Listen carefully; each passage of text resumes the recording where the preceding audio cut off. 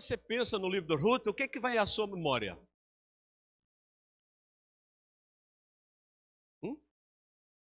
Noemi, mais. Boaz, mais. Você pensa também em Ruth?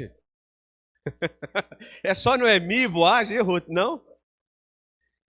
E mais, o que você, olhando para esse livro, também se lembra de algumas coisas que acontecem, às vezes, por aí, que alguém cita esse texto? Casamento, né? Não tem nada a ver, né? Mas tudo bem, né? Mas as pessoas citam. Hã? A sogra. Você pensa na sogra? Toda sogra que nem Neemia é uma boa sogra, né? É um espelho para ser sogra. É ser um exemplo como Noemi, né? Bem, quando nós pensamos no livro, com certeza todos nós conhecemos essa história incrível, né, de Ruth. Ela foi nada menos, nada mais que a bisavó de quem? Davi, né? Então, o rei Davi apareceu, mas ainda mais impressionante, está na linhagem de quem mais? Hã? Jesus, né? Uma mulher de origem de Moabe, era uma moabita. Então nós vemos aí algumas coisas interessantes nesse livro, né? Vamos ler os primeiros versículos. Vamos ler juntos? No dia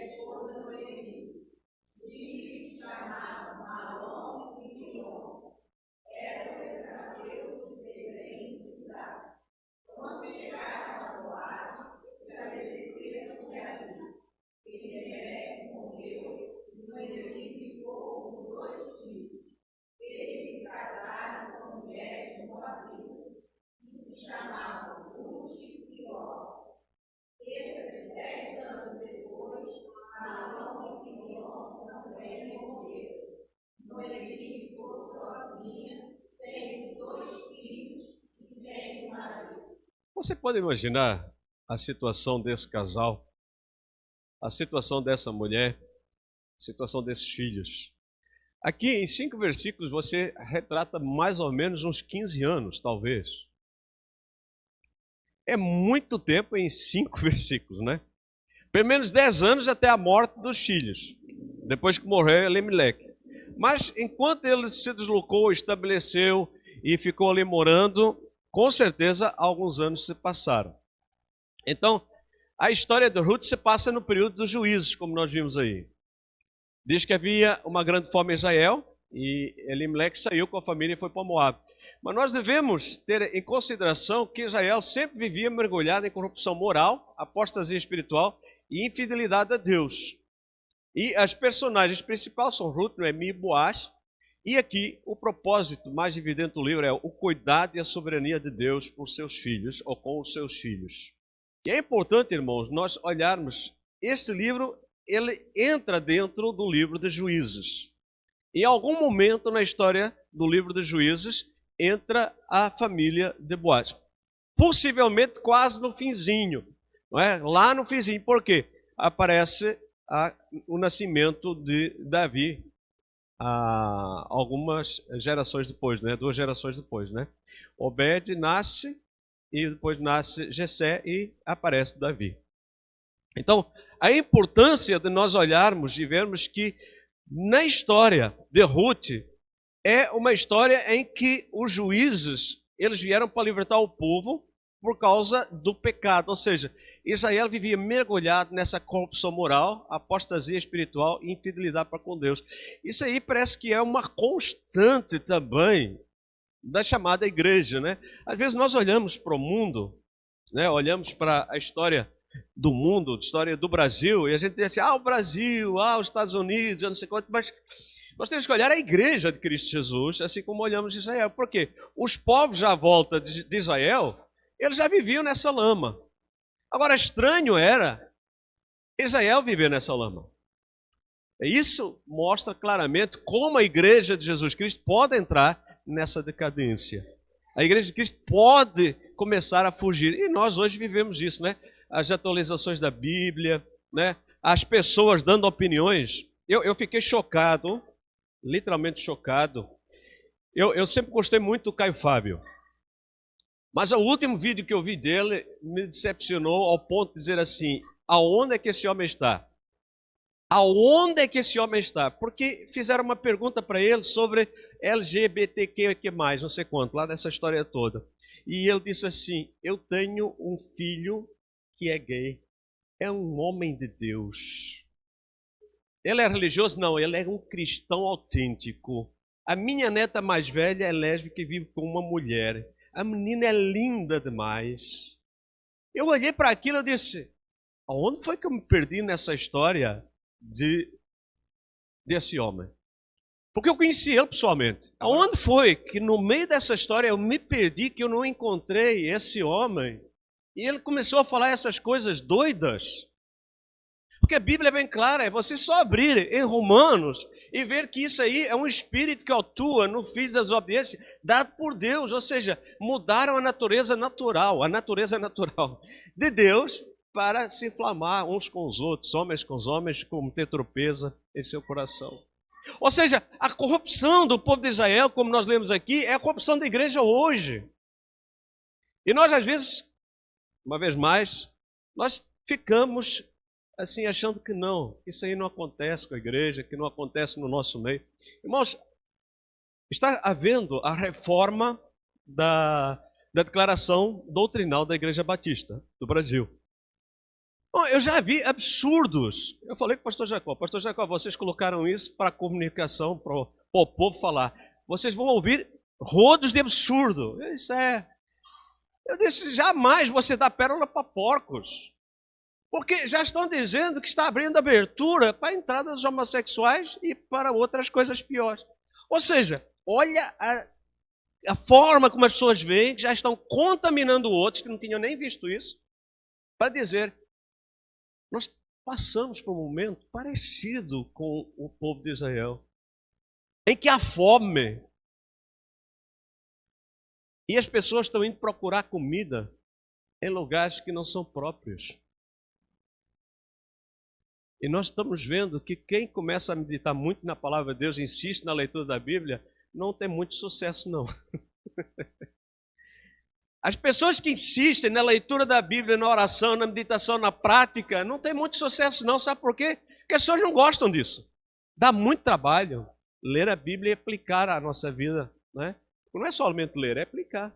Então precisamos de olhar com carinho o livro de Ruth e olhar os tempos de hoje, fazer esse paralelo, de ver como Deus continua tendo cuidado com a nossa vida, né? Deus protegendo, guardando, cuidando dos seus filhos. Deus não mudou em nada.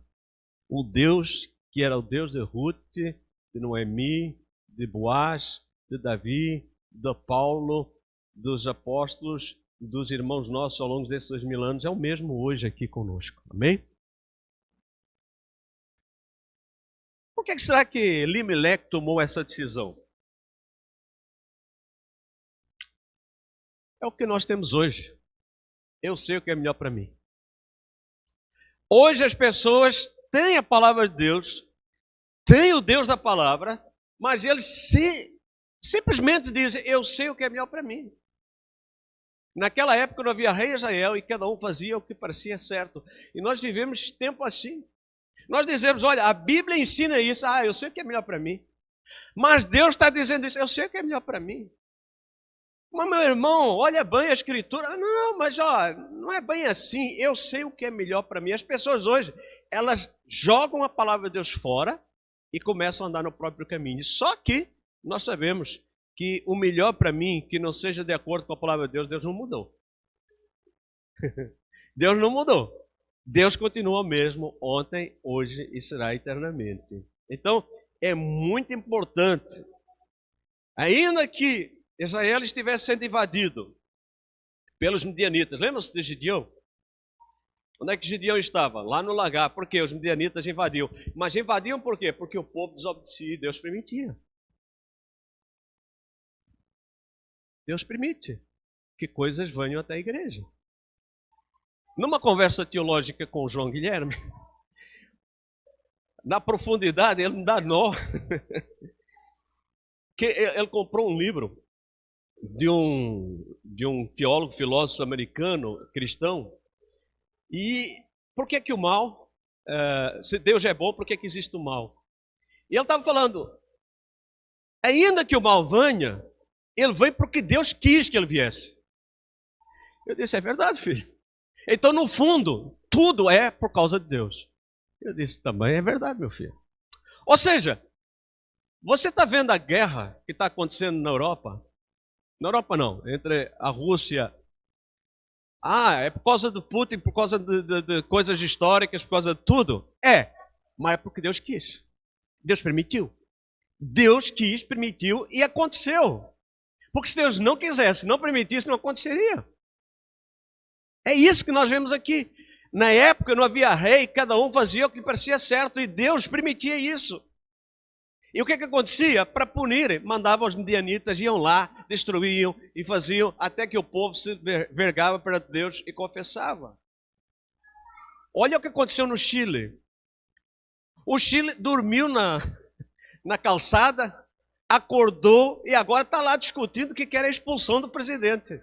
Mas foi o quê? Eles próprios que deixaram de votar, eles próprios que permitiram aquilo, agora estão reclamando. A Argentina, a mesma coisa. Ou seja, Deus permite, porque Ele usa a vara do homem para corrigir a igreja também.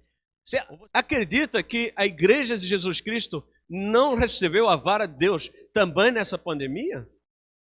Muita gente pensa que Deus permitiu, foi só um vírus que aconteceu, que eu não sei quanto. Não, porque nada vem até a terra que não seja da permissão de Deus, com o objetivo de que a igreja de Cristo Jesus, quando Deus permitiu que os midianitas invadissem a terra, os amalequitas invadissem a terra e punissem o povo de Israel, era para que o povo se voltasse para Deus. E você viu que uma grande parte da igreja se voltou para Deus durante essa pandemia, de uma forma bem radical. Teve outra que seguiu o caminho normal, que é o joio. O joio sempre segue o caminho normal. Mas o trigo acordou e disse, olha, tem que ficar atentos. A vara de Deus está aí.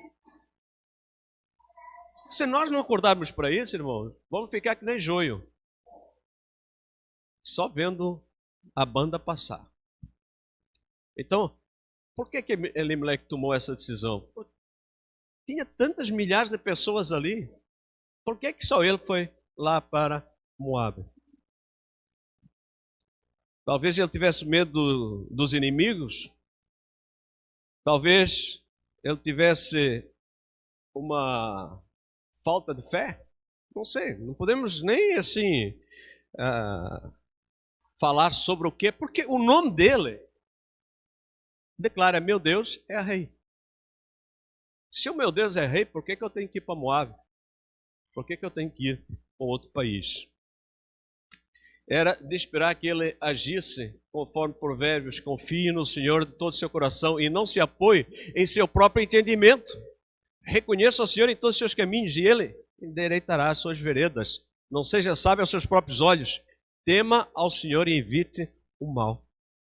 Esse devia ter sido o lema da vida da Elimelec e também deve ser o nosso lema. Muitas das vezes, nós estamos passando por aquilo que passamos porque nós nos apoiamos no nosso entendimento e somos sábios aos nossos próprios olhos. Deixamos de buscar a sabedoria de Deus, né? Então, o livro do Ruth vai nos ajudar a entender algumas coisas. Toda a decisão nos traz consequências. Irmãos, toda a decisão que você toma traz consequências. O apóstolo, escrevendo a carta aos Efésios, diz assim: portanto, sejam cuidadosos em seu modo de vida. Não vivam como insensatos, mas como sábios. Tem que buscar a sabedoria de Deus. Qual foi a decisão que Elimeleque tomou? Sair dali. Ele buscou a Deus para sair dali? Não sei. Não vou julgar. Mas uma coisa é certa. Nós vamos ver que a palavra de Deus diz que ele não deveria ir, nem se juntar com aquele povo. Então, a nossa percepção sem julgamento é que ele deveria ter evitado ir para lá. Mas não podemos prever o futuro. Ou seja, eu vou para lá, vou fazer um negócio. Tiago diz claramente, cuidado com os seus planos. Você vai dizer, se Deus quiser, eu vou, faço negócio, né? Nós não podemos prever o futuro, por quê? Porque toda a humanidade é como a relva. E toda a sua glória é como a flor da relva. A relva murcha, cai a flor, mas a palavra do Senhor permanece para sempre. Essa é a palavra que lhes foi anunciada. Ou seja, o que permanece? É aquilo que é a direção de Deus. Aquilo que Deus determina é aquilo que vai acontecer. Então não tem como nós fazermos apologia sobre os meus... Eu senti, eu achei, eu... Tem que ver. Está de acordo com a palavra? Amém. Não está de acordo com a palavra? Você é como a erva. Você está aqui, daqui a pouco vai embora. Daqui a pouco a gente acabou. É só você olhar e ver onde é que estão os seus pais, a maior parte de vocês. Onde é que estão os seus avós? Já foram. É relva, murcha. Então, não podemos prever o futuro. Não devemos esquecer as prioridades. É muito interessante quando a Bíblia diz: busque em primeiro lugar o reino dos céus e sua justiça. E o que acontece? As pessoas buscam aquilo que é do próprio interesse. E mais ainda, olha o que diz aqui, Hebreus 10, 24 e 25. Consideremos uns aos outros para incentivar-nos ao amor e às boas obras. Não deixemos de reunir-nos como igreja, segundo o costume de alguns, mas encorajemos-nos uns aos outros, ainda mais quando vocês veem que se aproxima o dia. Ou seja, qual é a prioridade? Eu tenho insistido, meus irmãos, a prioridade tem 3 coisas que Deus deixou. Foi a oração, que é a comunicação com Deus, você se relaciona com Deus. Foi a palavra, que é a espada do Espírito que mostra para você, e é a comunhão. Então, essas 3 são regra de Deus. Que não deixem de reunirem. Como é o costume de alguns, ou seja, o costume de alguns é não reunirem. Porque eles esquecem as prioridades.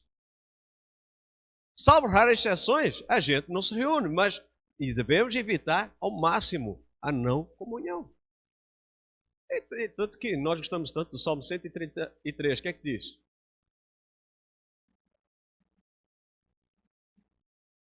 É só da boca para fora. Porque o facto e a prática vêm depois.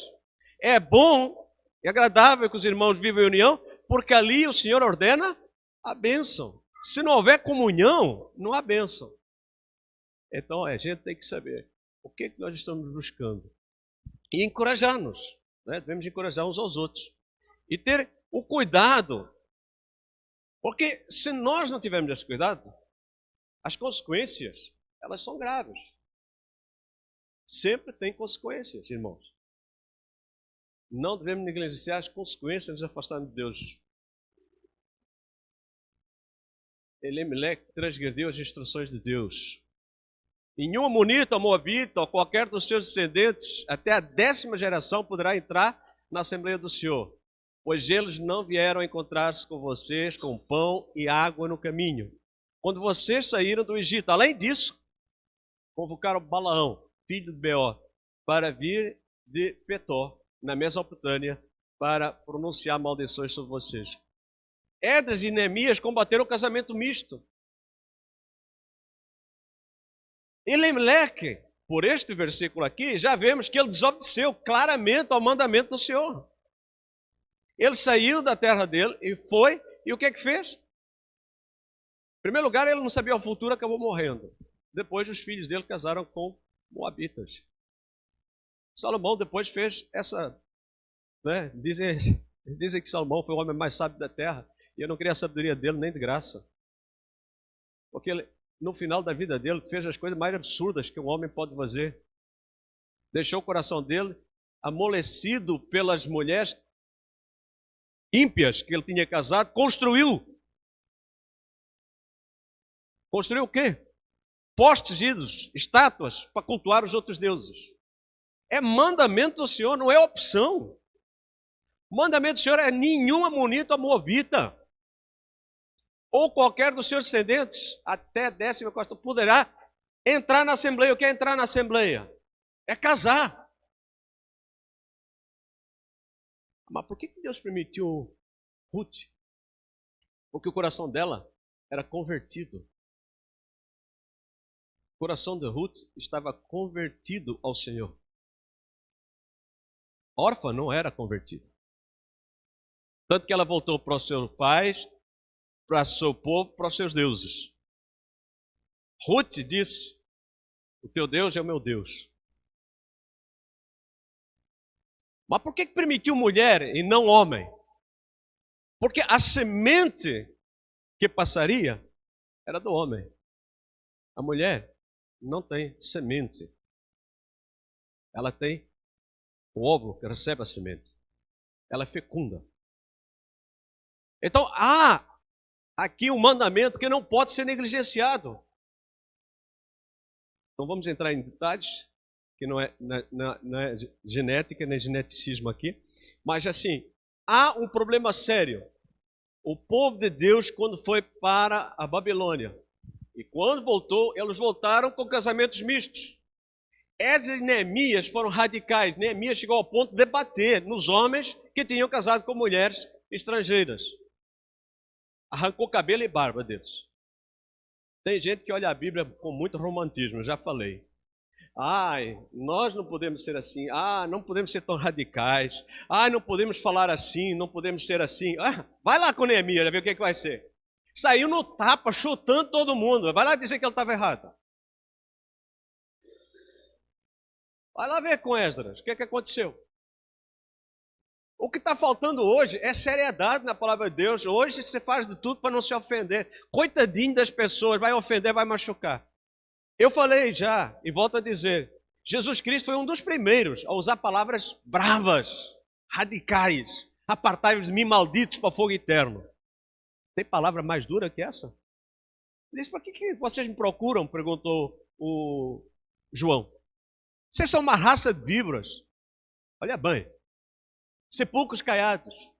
O que está faltando hoje é a seriedade de se cumprir a palavra de Deus e ter-se pessoas que fazem, mostram a palavra de Deus tal e qual como ela é, sem romantismo. Sabe por quê? O inferno não é romântico. O inferno não é romântico. E nós temos que ter consciência disso. Se a pessoa morrer sem Cristo, ela vai ficar eternamente separada, sem Deus, no inferno. O pior é o cristão que foi ressuscitado com Cristo viver um inferno aqui. Porque ele vive, paradoxalmente, aquilo que é o evangelho e aquilo que é o mundo. Ele quer desfrutar tanto de Cristo quanto do mundo. Tem gente salva que faz isso? Tem, meus irmãos. Tem muita gente salva que faz isso. Porque a gente é salvo pela graça, pela misericórdia. A gente não é salvo pelas obras. Por que Deus permite? No tempo de Paulo já existia isso. Gálatas, quem vos ensinou a sair desse evangelho para outro evangelho? Não foi isso que foi escrito? Leia as 7 cartas do Apocalipse. Jesus está à porta da igreja. Eis que estou à porta e bato.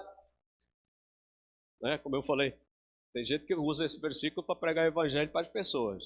Esse versículo não tem nada a ver com pregação de evangelho. Tem a ver com igreja. Igreja que colocou Jesus para fora. Jesus não está governando a igreja. Igreja é o coração de cada um. Jesus está na porta. Ó, você vai abrir ou vai me deixar aqui fora? É igreja. Andavam fazendo aquilo que era contrário. A igreja hoje continua fazendo o que é contrário à vontade do Senhor. Porque olha o que o apóstolo Paulo fala. Cuidado para não transgredirmos instruções. Não se ponham em julgo desigual com descrentes, pois o que tem em comum a justiça e a maldade? Ou a comunhão pode ter a luz com as trevas? Que harmonia entre Cristo e Belial? O que há de comum entre o crente e o descrente? Meus irmãos, eu tenho insistido nisso e vou continuar assistindo. Leiam bem o que está aí escrito. Não tem a ver com aquilo que eu entendo, com aquilo que eu acho, com aquilo que está escrito. Diz aí. Crente com descrente. O que é um crente e o que é um descrente? O crente está na justiça. O descrente está onde? E não adianta dizer para mim que a pessoa é boa. Meus irmãos, você tem que ter a consciência que a palavra de Deus é clara. A palavra de Deus é clara. Tem o crente e tem o ímpio. O crente salvo vai para o céu. O ímpio vai para o inferno. Não adianta ele ser bonzinho. Não tem ninguém bonzinho que vai para o céu. Só salvo por Jesus Cristo. Então está aqui escrito claramente que há de comum entre justiça e maldade. Ou seja, o ímpio é qualificado como mau. Ah, mas ele pratica o bem, ele faz boas ações. Fui questionado pelo teólogo João Guilherme sobre isso. Mas pai, e as pessoas que praticam o bem? Eu conheço pessoas que não são cristãos que praticam o bem. Meu filho, eles estão qualificados. Existe a justiça e existe a maldade. Ainda que eles estejam praticando o bem, o coração deles é mau. Mas como se eles praticam o bem? Filho, porque a Bíblia diz que é mau. Não é porque eu quero. Eu conheço pessoas que têm comportamento muito melhor que cristão. Mas são o quê? Ímpios. E morrendo, eles vão para onde? Não tem lugar. A igreja irmãzinha lá criou um lugar no meio, né? Aí todo mundo que mora vai para o purgatório, né? Ninguém sobe. O que acontece? Criaram isso para quê? Para que as pessoas fiquem aqui fazendo prece, mais prece, mais prece, para ver se ela pula para o outro lado. Porque o sangue de Cristo não é suficiente para perdoar, purificar, salvar. Eles precisam fazer boas obras, contrariando a Escritura. Mas vai mais longe. Que comunhão pode ter a luz. O crente é luz. O ímpio é? Meu irmão, não se admire se você casou e está casado com uma pessoa que não é cristã, dele andar nas trevas, porque quem vive nas trevas é quem não tem luz. Quem não tem luz vive em trevas. É normal, meu irmão, não queira cobrar do marido, da esposa, luz, porque ele vive nas trevas. E as pessoas parecem que às vezes não entendem, estão conversando com a pessoa como se ela tivesse luz. A pessoa que está em trevas não tem luz, ela não tem entendimento do Espírito, não tem discernimento do Espírito, não compreende as coisas do Espírito, porque ela está morta em delitos e pecados. Para ela poder entender a linguagem bíblica daquilo que nós falamos hoje aqui, ela tem que nascer de novo. E nós que nascemos de novo, por vezes temos até dificuldade de entender. O Espírito Santo fica martelando, e toda a gente, agora entendi. Então a gente cobra da pessoa que não tem Cristo um comportamento cristão, no qual ele não pode ter. Mais ainda, olha como é que vai crescendo. Que harmonia há entre Cristo. Aí, você já vê. Em quem você está?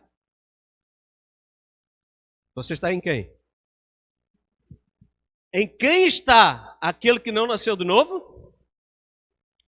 É uma palavra mais suave. Está em... O que é Belial? Aí a gente tem crise, né? Você está com uma pessoa que pertence ao diabo. Meu Deus, pastor, não fala isso não. Não sou eu que falo, está aqui.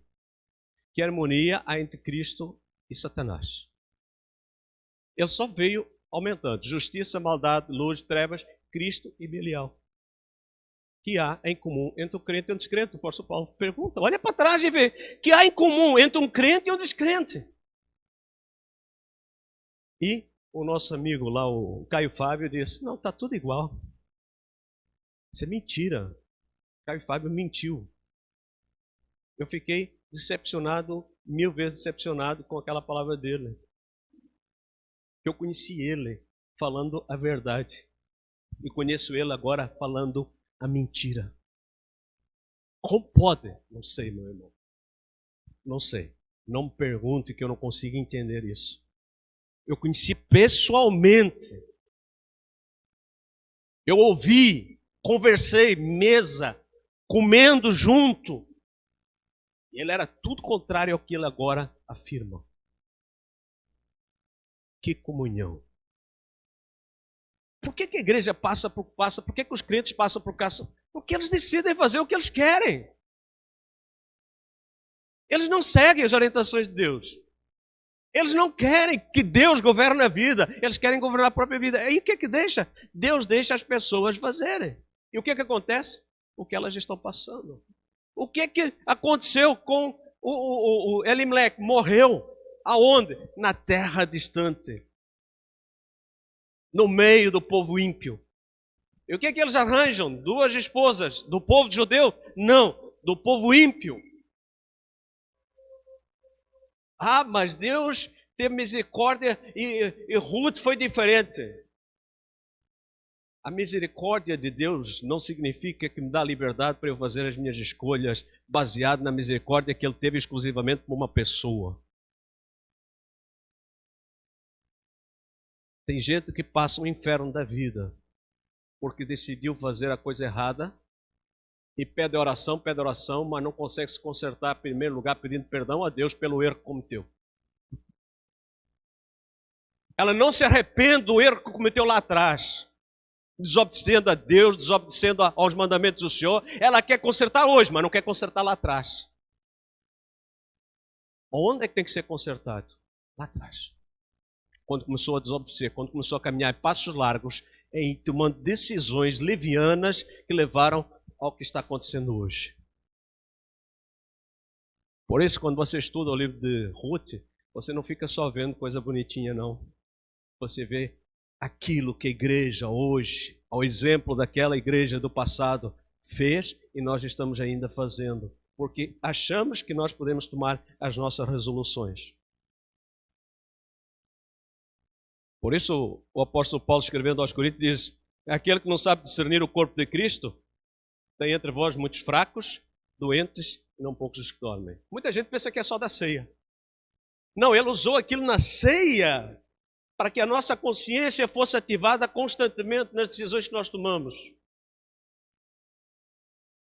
Bom, isso aqui não é para puxar a orelha a ninguém. Nem sou juiz de ninguém, nem estou aqui para julgar ninguém. Eu estou aqui apresentando a palavra de Deus.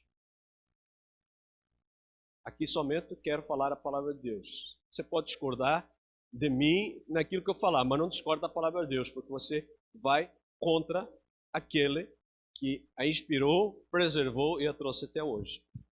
Então, entenda isso. Como faço para tomar a melhor decisão? Como é que eu faço?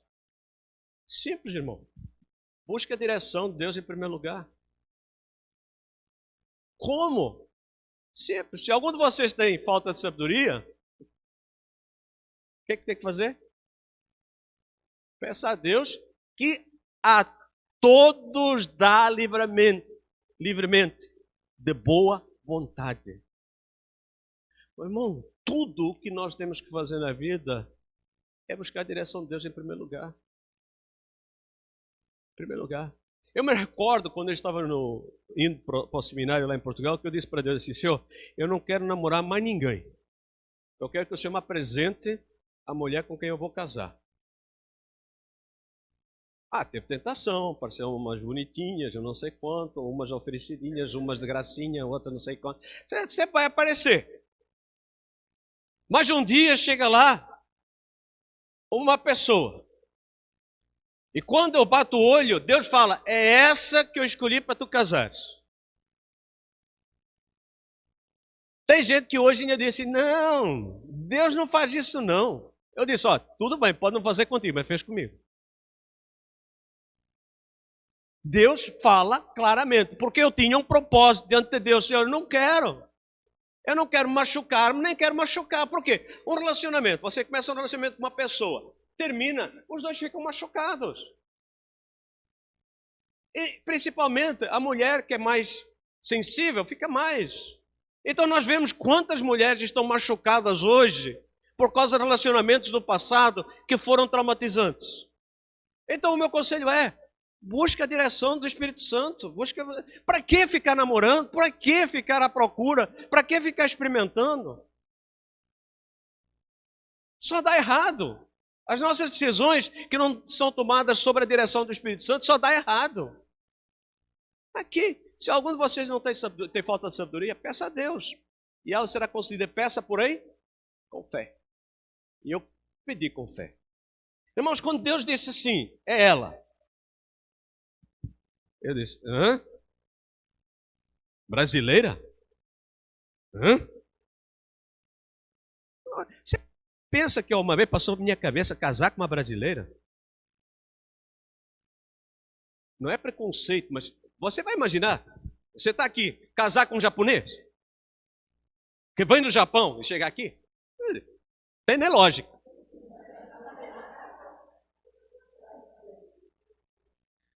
Mas aquele já estava aqui, foi nascido aqui, não foi? O japonês? Nasceu em São Paulo. Então é um japonês paulistano. Mas assim, você bate o olho e Deus confirma no seu coração, é essa. Eu disse, e agora? Como é que eu vou convencer ela que é? Mas eu não precisei convencer, não. Foi mais fácil do que eu pensava. Aí está a risada vossa maldosa. Essa risada não é de Deus, não. Porque quando Deus começa a obra, é Ele que completa. Eu não tive que convencer, não. Ela foi convencida por Deus. Ainda com dúvidas no coração, porque eu disse para ela, estou indo para o Brasil. Ela disse, português doido. Eu disse, antes de janeiro, eu estou lá. Vou passar o ano contigo. E passei. Eu sempre falo, quando alguém duvida daquilo que eu falo, eu digo assim, eu tenho experiência, e você? Quais são as suas experiências? Eu tenho. Você tem? Então está duvidando porque você não tem. Se você não tem comunhão com Deus, você não tem experiência. Se você não tem intimidade com Deus, você não tem experiência. Aí você só conta a história dos outros, você não conta a sua. É importante. Vai buscar a direção de Deus. Outra coisa que eu quero salientar. Não é porque eu sou melhor que alguém que Deus está dando isso, não. Deus, apesar da minha miséria, Ele considera as minhas petições. Você entendeu isso? Apesar de eu ser quem sou, miserável homem, pecador que eu sou, Deus vê o meu coração. Lembra, Davi? Senhor, estou atentas para o coração do teu servo. Estou atentas para a vontade que o teu servo tem de acertar, por assim dizer. Eu errei, mas a vontade que eu tenho de acertar é grande, Senhor. Por isso o Salmo 32 e Salmo 51 mostra claramente isso. Davi tinha uma vontade enorme de acertar, ele fazia tudo para acertar e cometeu erros. Mas não são os erros que são maiores do que o nosso Deus. Porque a graça do nosso Deus é maior. Por isso é importante, meu irmão, primeira coisa, peça com fé, sem duvidar. Porque se duvidar é semelhante à onda do mar, e a pessoa anda, agora está lá em cima, agora está cá embaixo, eu vou, não sei. Fica naquela, né? Parece um elástico, até que quebra e some. Em segundo lugar, glorifica a Deus em sua decisão. É extremamente importante, irmãos, que nossas decisões glorifiquem a Deus. Aquilo que eu vou fazer glorifica a Deus.